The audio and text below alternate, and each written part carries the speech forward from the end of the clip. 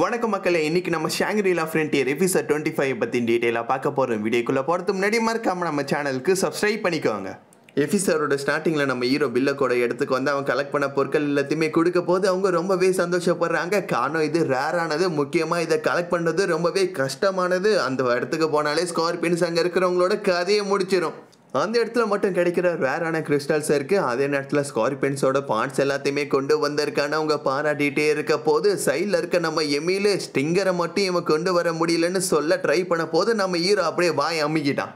இந்த கிறிஸ்டல்ஸை யூஸ் பண்ணி உன்னால் எந்த மாதிரி வெப்பனை பயன்படுத்த முடியும்னு கேட்க நம்ம எமில் சொல்கிறாங்க, என்னால் இதை பயன்படுத்தி வெப்பன் எல்லாத்தையுமே உருவாக்க முடியும். இருந்தாலும் இந்த கிறிஸ்டல்ஸ் எல்லாமே ரொம்ப ரேரானது. அதே நேரத்தில் நார்மலாக கிறிஸ்டல்ஸை யூஸ் பண்ணி நகை தான் செய்வாங்க. நகை செய்கிறதுக்குன்னு தனிப்பட்ட ஸ்பெஷலான ஆளுங்க இருக்காங்க. அவங்க மட்டும் இதை செஞ்சாங்கன்னா இதோட மதிப்பு ரொம்பவே அதிகமாகும். நார்மலாக நகை செய்கிறது ரொம்பவே கஷ்டமான வேலை. அதனால் கொஞ்சம் பேர் மட்டும்தான் இருக்காங்க. முக்கியமாக ரேபிட்ஸுவா உலகத்தில் அப்படிப்பட்ட ஆளுங்களே இல்லையா. அப்படின்னா நான் கஷ்டப்பட்டு கொண்டு வந்த பொருட்கள் எல்லாமே வீணாக போதான் நம்ம ஹீரோ கவலைப்பட இப்போ வேறு வழியே இல்லாமல் பில்லக்கு அவங்களோட ஃப்ரெண்டான அராமிஸ் கிட்ட உதவி கேட்குறாங்க. அராமிஸ் பைபிளை எப்போ பார்த்தாலும் பிரச்சனை பண்ணிக்கிட்டே இருக்கனால பில்லக்கு அவனை கூப்பிட வேணாம் தான் நினைக்கிறாங்க. இருந்தாலும் ஒரு பிளாக் ஸ்மித்தாக இப்படிப்பட்ட பொருட்கள் வீணாக கூடாதுன்னு அராமிஸை அவங்க கூப்பிடுறாங்க. அராமிஸ் இங்கே வாப்பான்னு இவங்க சைலண்டாக சொன்னதுக்கப்புறமா ஒரு பூனை பைபிளை என்ட்ரி கொடுக்குறான். பைபிளை இந்த இடத்துல தான் சுற்றிட்டு இருக்கான். எப்போ தான் இவங்க உதவி கேட்பாங்க நம்ம உள்ளே போகலான்னா அவன் காத்துக்கிட்டு இருக்கான். வந்ததுலேருந்து அவன் கேப்பே விடாமல் பேசிகிட்டு இருக்கான். ஆல்சோ அவன் ஒரு ஸ்வாட் மாஸ்டர். முக்கியமாக நம்ம பில்லக் மேலே அவனுக்கு ஒரு க்ரஷ் இருக்குது. அதனால தான் எப்போ பார்த்தாலும் அவங்கள சுற்றி சுற்றி வந்துக்கிட்டே இருக்கான். அராமிஸோட ஃப்ரெண்டு தான் ஜுவல்லரி எல்லாத்தையுமே உருவாக்குவான். ஸோ பில்லக் இந்த கிறிஸ்டல் எல்லாத்தையுமே அவங்ககிட்ட கொடுத்து ஃப்ரெண்டுக்கிட்ட உதவி கேட்டு இதை ஆக்சசரிஸாக மாற்றி கொண்டு வந்து கொடுக்க சொல்கிறாங்க. இந்த கிறிஸ்டல் எல்லாமே ரொம்ப ரேரானது. எப்படி ஸ்கார்பியனை தாண்டி நீங்கள் கொண்டு வந்தீங்கன்னு அவன் கேட்க இங்கே இருக்கிற சன்ராக்கு தான் இதை கொண்டு வந்தான்னு சொல்கிறாங்க. ஆல்சோ இவன் ஒன்றும் சாதாரண ஆளு கிடையாது. எங்கள் அப்பாவோட நேரடியான அசிஸ்டண்ட். அது மட்டும் இல்லாமல் இவன் தான் வெசைமோனை தோக்கடிச்சிருக்கான். இதை கேட்ட உடனே அராமிஸ் டக்குன்னு அவனோட கத்தி எடுத்து நம்ம ஹீரோவை அட்டாக் பண்ண பார்க்க நம்ம ஹீரோ அதுலேருந்து எஸ்கேப் ஆகிட்டான். பரவாயில்லப்பா தம்பி, என்னோட அட்டாக்லேருந்து நீ எஸ்கேப் ஆயிருக்கனா கண்டிப்பாக நீ திறமையானவனாக தான் இருக்கணும். பேசிக்கிட்டே இருக்க போது பைபிளை டக்குன்னு அட்டாக் பண்ண ட்ரை பண்ணனால பில்லுக்கு இப்போ செம்மையாக டென்ஷன் ஆகிட்டாங்க. அவனை கவுத்து போட்டு முதுகுலே 4-5 உதை கொடுக்குறாங்க. ஆனால் அதை கூட அவன் ரசித்து தான் வாங்கிட்டு இருக்கான். அவன் மூஞ்சில் டிஞ்சர் போகிற அளவுக்கு பஞ்சர் ஆக்கினதுக்கு அப்புறமா இந்த ஜுவல்லரிஸை அவன்கிட்ட கொடுக்குறாங்க. ஆல்சோ பார்த்து எந்த விஷயத்தையும் ஆட்டே போடாமல் செய்யணும்னு சொல்கிறாங்க. உங்களுக்காக நான் என்ன வேணால் செய்வேன்னா அவன் டக்குன்னு பில்லக்கோட கையில் முத்தம் கொடுக்க அவங்க ரொம்பவே டென்ஷன் ஆகிட்டாங்க. இந்த பைபிளை போட்டு பொழந்து எடுக்கலான்னு பார்க்க போது அந்த இடத்த விட்டு எஸ்கேப் ஆகி ஓடி போயிட்டான். கேட்ஸேரியா கிங்டமோட வைஸ் கேப்டன் நம்ம அராமிஸ். அவன் ரொம்பவே ஒரு ஸ்ட்ராங்கானவன். சொல்ல போனால் நம்ம ஹீரோவை அட்டாக் பண்ண போது அவன் ஃபுல் பவரை பயன்படுத்தலாம் நம்ம ஹீரோவால் பார்க்க போதே சொல்ல முடியுது. எப்படி ரேபிட்ஸுவா முயலுக்கான உலகமோ அதே மாதிரி கேட்ஸேரியா பூனைகளுக்கான உலகம். நம்ம ஹீரோ நிறைய கொஸ்டின் எல்லாத்தையுமே கேட்கணும்னு நினைக்கிறான். பட் ஆல்ரெடி அவன் ஸ்கார்பியன் கூட சண்டை போட்டனால ரொம்பவே டயர்டாக இருக்கான். அடுத்து நம்ம ஹீரோ ரெஸ்ட் எடுக்கிறதுக்காக வீட்டுக்கு வரான். ஃபோனில் 2 மெசேஜ் வந்திருக்கு. யாருன்னு பார்த்தா ரே அண்ட் ஆர்த்தர் 2 பேருமே ஒரு முக்கியமான விஷயத்தை பற்றி நம்ம ஹீரோ கிட்ட டிஸ்கஸ் பண்ணணும்னு சொல்கிறாங்க. அதை பார்க்க போதே நம்ம ஹீரோக்கு புரியுது பக்காவா இவங்க 2 பேரும் ஏதோ ஒரு விஷயத்த பிளான் பண்ணிகிட்டு இருக்காங்கன்னு. ஆல்ரெடி எனக்கு நிறைய வேலை இருக்குது, இப்போ இதுக்கெல்லாம் எனக்கு சுத்தமாக டைமே இல்லைன்னு நம்ம ஹீரோ ஒரு குட்டி தூக்கத்தை போட்டு திருப்பி இப்போ கேம்குள்ளே வந்துட்டான்.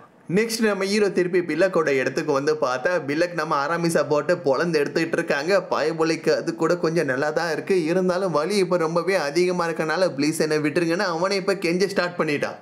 நம்ம ஹீரோ அராமிஸை பார்த்து எதுக்காகப்பா உன்னோட இடத்துக்கே திருப்பி போகாமல் இங்கே இருக்கேன்னு கேட்க, கவலைப்படாதீங்க, நீங்கள் கொடுத்த ஜுவல்லரி எல்லாத்தையுமே என்னோட ஃப்ரெண்டுக்கிட்ட நான் கொடுத்துட்டேன். எந்த ஒரு பொருளையும் ஆட்டையை போடக்கூடாதுன்னு கூட நான் அவங்ககிட்ட சொல்லிட்டேன்.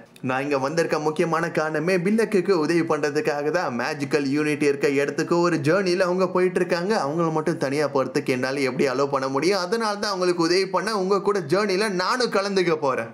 எதுக்காக இந்த பைபிளில் இவ்வளோ பிடிவாதமாக இருக்கிறான் நம்ம ஹீரோ கேட்க பில்லக் சொல்கிறாங்க, எங்களோட நாடும் இவங்களோட நாடும் ஃப்ரெண்ட்ஸாக இருக்கிறோம். அது மட்டும் இல்லைங்க, எங்கள் அப்பாவோட அசிஸ்டண்ட்டாக இருக்கிற ஆல்சோ வெசைமோனை நீ தோக்கடிச்சிருக்க. இந்த விஷயத்தை பற்றி இவங்க ராஜா கிட்டே இவன் போய் இன்ஃபார்ம் பண்ணிட்டான். அதனால உனக்கு முழு சப்போர்ட்டை கொடுக்கணும்னு ராஜா சொல்லிட்டாரு. அதனால தான் இவன் நம்ம கூட வரான். அது மட்டும் இல்லாமல் உனக்கு ஏதாவது ஆபத்து வருதுன்னா அவங்களோட ஆர்மி அனுப்புறதுக்கு கூட அவங்க தயாராக இருக்காங்க. நான் அப்படி என்ன பண்ணிட்டேன் நம்ம ஹீரோ கேட்க பில்லக் சொல்கிறாங்க, உன்னோட பொறுப்பை பற்றி உனக்கு புரியவே இல்லை. நீ பெரிய விஷயங்கள்லாம் செஞ்சுட்டேன். எங்கள் அப்பாவோட அசிஸ்டண்ட்டாக இருக்கிற. சொல்லப்போனால் எங்கள் அப்பா தான் இந்த நாட்டோட ராஜா. ஸோ நீ ஒரு பெரிய ஆள் மாதிரி. அது மட்டும் இல்லாமல் வெசைமோனை நீ தோக்கடிச்சிருக்க.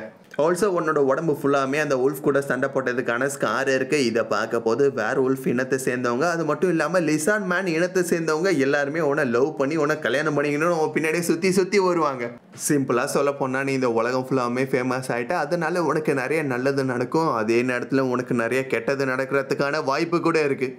அதுக்கப்புறம் இவங்க 4 பேரை ஒன்றா சேர்ந்து அவங்களோட ட்ராவலிங்கை ஸ்டார்ட் பண்ணிட்டாங்க. பில்லக் பொண்ணோட உருவத்துக்கு மாறிட்டு அதே நேரத்தில் இவங்க 2 பேரும் நம்ம ஹீரோ அவங்களோட ஸ்கார்ஃப்குள்ளே ஒளிச்சு வச்சிருக்கா. இவங்க 2 பேரும் அதுக்குள்ளேயும் சண்டை தான் போட்டுக்கிட்டு இருக்காங்க. காதல் ஜோடிங்கன்னா அப்படிதான் கண்ணா பின்னான்னு சண்டை போட்டுக்கிட்டே இருப்பாங்கன்னு நம்ம ஹீரோவும் ஒன்றும் பண்ண முடியாமல் இப்போ அமைதியாக இருக்கிறான். ஆல்சோ ஸ்கார்பியன்ஸோட பொருட்கள் எல்லாத்தையுமே விற்கிறது மூலியமாக நம்ம ஹீரோவால் நிறைய காசு சம்பாதிக்க முடியுது. அது மூலியமாக தான் இப்போ எமிலுக்கு அவன் தேவைப்படுற மேஜிக் போர்ஷன் எல்லாத்தையுமே வாங்கி கொடுத்துக்கிட்டு இருக்கான். நம்ம ஹீரோ ஊருக்குள்ளே இதே மாதிரி நடந்து வந்துட்டு இருக்க. சொல்லப்போனால் எல்லாருமே அவனை சந்தேகமாக பார்த்துக்கிட்டே இருக்க போது ஒரு பொண்ணு மட்டும் நின்றுட்டு நம்ம ஹீரோவை விடாமல் இப்போ ஃபாலோ பண்ணி வந்துக்கிட்டே இருக்கா. இவனும் ரொம்பவே பதட்டப்படுறான். எங்கே இந்த பொண்ணு உண்மையை கண்டுபிடிச்சிட போகிறாளோன்னு அவன் சொல்லி ஏதோ மழுப்ப பார்க்குறான். என்னோட ட்ரெஸ்ஸு ரொம்பவே வித்தியாசமாக இருக்குன்னு தானே நீங்கள் யோசிக்கிறீங்க. குளிரக்கூடாதுன்னு நைட்டுக்காக இப்படிப்பட்ட ஒரு போர்வையை நான் வாங்கியிருக்கேன். தேர்டு மேன் ஊரில் தான் இந்த போர்வையை நான் வாங்கியிருக்கேன்னு அவன் சொல்லான்னு பார்க்க போது ஆல்ரெடி அவன் எந்த கடையில் வாங்கியிருக்கான்னு கூட அந்த பொண்ணு கரெக்டாக சொல்கிறாங்க. ஓசோ வெசைமோனை மொத்தமாக 3 பேரை சேர்ந்த டீம் தோக்கடிச்சாருங்க. அந்த டீமில் நீயும் இருந்த உன்னோட பேர் சன்ராக்குன்னு அவங்க கரெக்டாக சொல்லிடுறாங்க. முக்கியமாக என்னென்னு பார்த்தா அவங்களோட குரல் ஒரு வயசானவங்களோட குரல் மாதிரி இருக்குது. பொண்ணோட குரலே இல்லை, பையனோட குரல். நம்ம ஹீரோ இப்போ ரொம்பவே ஆச்சரியப்படுறான். என்னை பற்றின உண்மை எல்லாமே இவங்களுக்கு தெரிஞ்சிருக்குன்னு ஆச்சரியம் ஒரு பக்கம் இருந்தால் கூட அதோட ஒரு பெரிய ஆச்சரியம் என்னப்பா உருவத்துக்கும் குரலுக்கும் சுத்தமாக சம்மந்தமே இல்லை. ஒரு 15 வயசு பொண்ணு மாதிரி கெட்டப்பு இருக்குது. அதே நேரத்தில் குரல் பார்த்தா ஒரு 60 வயசு தாத்தா மாதிரி இருக்குன்னு. இந்த கேமை கலாய்க்கிறதுக்காகவே இப்படிப்பட்ட ஒரு விஷயத்தையும் உருவாக்கி வச்சிருக்கான்னா நம்ம ஹீரோ கொஞ்சம் ஆச்சரியமாக பார்க்குறான். சாரிப்பா தம்பி, என்னை பற்றின விஷயத்த உங்ககிட்ட நான் சொல்லாமல் விட்டுட்டேன். என்ன எல்லாருமே ப்ரொஃபஸர்னு கூப்பிடுவாங்க. த லைப்ரரி லோர் கிளானோட லீடர் நான் தான். நம்ம ஹீரோ இந்த லைப்ரரி பற்றி ஆல்ரெடி கேள்விப்பட்டிருக்கான். சொல்லப்போனால் இந்த கேமில் இருக்க எல்லாருக்குமே அதை பற்றி தெரியும். இந்த கேமை பற்றி இருக்கிற இன்ஃபர்மேஷன் எல்லாத்தையுமே அவங்க தான் ரிசர்ச் பண்ணி கண்டுபிடிச்சி ஸ்டோர் பண்ணி வைப்பாங்க. இந்த கேமை பற்றி ப்ரொஃபஸர் ஒரு பேச ஆரம்பிக்கிறாரு. மற்ற கேமுக்கும் இதுக்கும் ஒரு பெரிய வித்தியாசமாக இருக்குது. நார்மலாக ஒரு கேமை எடுத்துக்கிட்டேன்னா ஒரு கதை அது கொடுக்கும். அந்த கதைப்படி தான் நம்ம போயிட்டுருக்கணும். பட் ஷாங்க்ரிலா ஃப்ரண்டியரில் அப்படி கிடையாது. ஒரு சின்ன க்ளூ தான் இருக்கும். அந்த க்ளூவை நீ கண்டுபிடிச்சி எதை நோக்கி நீ போறியோ அதுபடி கதை ஒன்றை நோக்கி போகும். இப்போ நம்ம ஹீரோக்கு அவர் ஃப்ரெண்ட் ரெக்வெஸ்ட் கொடுக்குறாரு. இந்த கேமில் எக்ஸ்ப்ளோர் பண்ணுறதுக்கான விஷயம் ரொம்பவே அதிகமாக இருக்குது. இருந்தாலும் யூனிக் மான்ஸ்டரை பற்றி எங்களால் நிறைய விஷயங்கள் கலெக்ட் பண்ணவே முடியலை. யூனிக் மான்ஸ்டர் தான் இந்த கேமில் ரொம்பவே முக்கியமான பகுதி. சொல்லப்போனால் இந்த கேமோட கதையை அது டோட்டலாக சேஞ்ச் பண்ணி எங்களால் ஒரு விஷயத்தை கண்டுபிடிக்க முடியல. பட் அந்த விஷயத்தை நீ தோக்கடிச்சிருக்க நான் கேள்விப்பட போதே ரொம்ப சந்தோஷப்பட்டேன். சன்ராக்கு எங்கள் கூட சேர்ந்து இந்த உலகத்தோட உண்மையை கண்டுபிடிக்க நீ உதவி பண்ணுறியான்னு ப்ரொஃபஸர் கேட்குறாரு. வெசைமோட தோக்கடிச்சதுக்கு அப்புறமா செட்சுனா கூட இதே விஷயத்த தான் சொன்னாங்க. இந்த உலகத்தோட உண்மையை பற்றி தெரிஞ்சுக்க நீங்கள் நினைக்கிறீங்களான்னு. வேஷ் கூட நம்ம சன்ராக்கை பார்த்து இந்த உலகத்தோட உண்மையை பற்றி நீ தெரிஞ்சுக்க ஆசைப்படுறியான்னு கேட்டார். அதே விஷயத்த தான் ப்ரொஃபஸரும் நம்ம சன்ராக்கு கிட்ட கேட்குறாரு. ஆல்சோ சன்ராக்கோட உண்மையான பேர் இசுட்டோமே. சன்ராக்கு என்ன சொல்ல போகிறான் நம்ம கொஞ்சம் பொறுத்திருந்தா பார்க்கணும். அதோட எபிசோடு முடிவுக்கு வருது. இதுதான் சீசன் 1ஓட ஃபினாலே மக்களே. சீசன் 1 முடிஞ்சு போயிடுச்சுன்னு கொஞ்சம் கவலையாக இருந்தால் கூட பட் அந்த கவலையை போக்குற மாதிரி ஒரு செமையான அப்டேட் நம்மளுக்கு கிடைச்சிருக்கு. சீசன் 2 2024 அக்டோபரில் ரிலீஸ் ஆக இருக்குது.